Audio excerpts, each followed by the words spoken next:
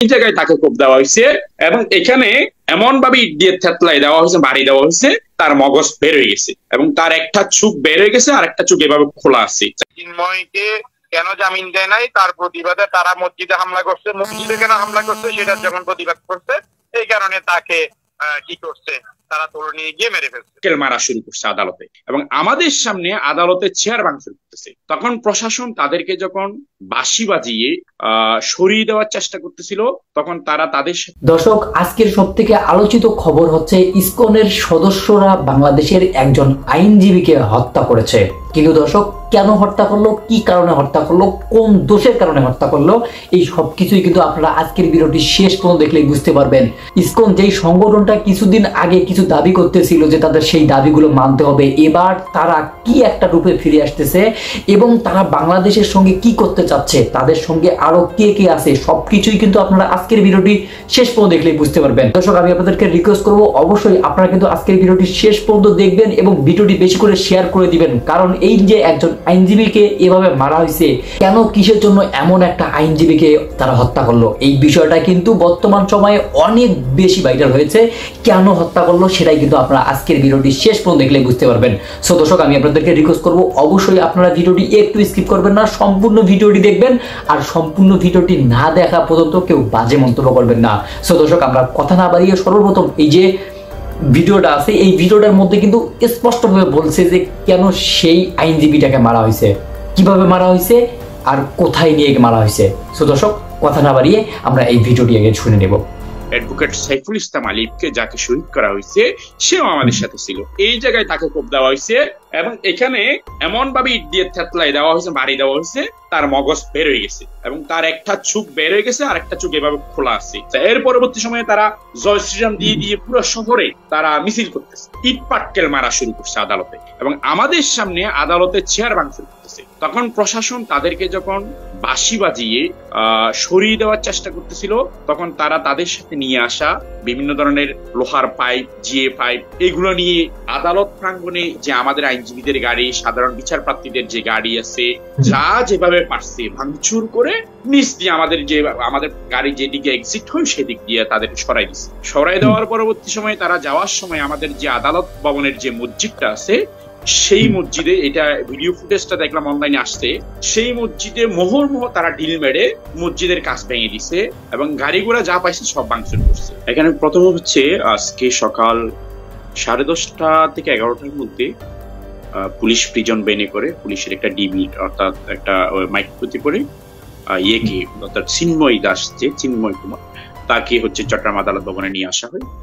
নিয়ে আসার পরেই এর মধ্যে আমরা দেখলাম যে সেনাবাহিনী, পুলিশ চতুর্দিকে নিরাপত্তা জোরদার করছে আদালত প্রাঙ্গণে। ইন দ্য মিনটাইম তাকে আনার পরে তাকে ম্যাজিস্ট্রেট কোর্টে তোলা হয়। ম্যাজিস্ট্রেট কোর্টে তোলার পর্যায়ে শুনানিতে বিভিন্ন বাক বিতরণটা হয়। প্রথমে কোর্ট হচ্ছে যে আমাদের মেট্রোপোল MM6 এর কাজী শরীফ সাহেব, মেট্রোপোল ম্যাজিস্ট্রেট, উনি একটু বিব্রত বোধ করেন। আপনার দেন এটা দ্বিতীয়বার আবার শুনানি হয়। শুনানিতে হচ্ছে আয়ু তদন্তকারী কর্মকর্তা তাকে রিমান্ডের প্রার্থনা করেন এবং আসামি পক্ষে যারা আইনজীবী ছিল, সনাতন ধর্মাবলম্বী এবং যারা ছিল, তারা হচ্ছে তার জামিন প্রার্থনা করেন। এই মুহূর্তে আদালত উভয় পক্ষকে শুনে এক পর্যায়ে রিমান্ডের আবেদনও নামঞ্জুর করে দেন এবং পাশাপাশি হচ্ছে যে তার যে জামিন প্রার্থনা ছিল, তখন আদালত বলছে এটা যেহেতু একটা রাষ্ট্রদ্রোহের মামলা, এটা আদালতের ম্যাজিস্ট্রেট কোর্টের এখতিয়ার বহির্ভূত জামিন দেওয়া, আদালত জামিন দেয়নি। এতটুকু অর্ডার হয়ে গেছে। অর্ডার পাস হওয়ার পরে আসামিকে স্বাভাবিক নিয়মে জিজুয়াল আসামিকে যেভাবে নিয়ে যাওয়া হয় সেভাবে ও ভাই, হিন্দু ভাইরা যদি আমাদের ভাই হন, আজকে আপনাদের অবস্থান পরিষ্কার করতে হবে যে আপনারা এই সন্ত্রাসের পক্ষে কিনা। আপনাদের গতিপথ নির্ণয় করতে হবে যে আপনারা এই হত্যাকাণ্ডকে সমর্থন করেন কিনা। আর কোন তালবাহানা দেখতে চাই না।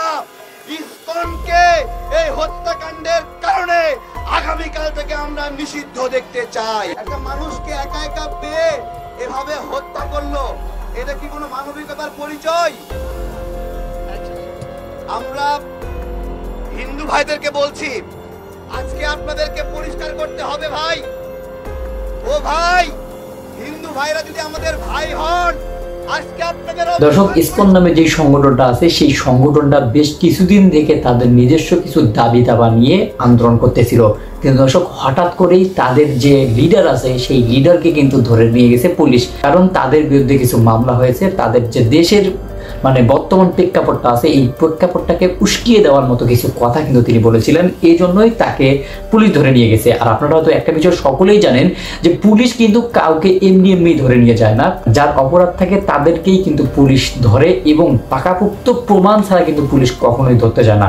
হ্যাঁ দর্শক, পুলিশ কিন্তু তাদের জায়গা থেকে সঠিক কাজটাই করেছে, কিন্তু এই যে তাদের অতিরিক্ত ভক্তি, তাদের লিডারের প্রতি অতিরিক্ত ভক্তি থাকার কারণেই তারা কিন্তু এইরকম একটা কাজের মধ্যে নামিয়েছে। তারা কিন্তু আন্দোলন করতেছে, এমন একটা অবস্থা তারা সৃষ্টি করেছে বা সেখানে কোনো মসজিদ টসজিদ কিছুই থাকতে পারবে না, শুধুমাত্র তারাই বাংলাদেশে থাকবে, এমন একটা অবস্থা কিন্তু চলে আসতেছিল।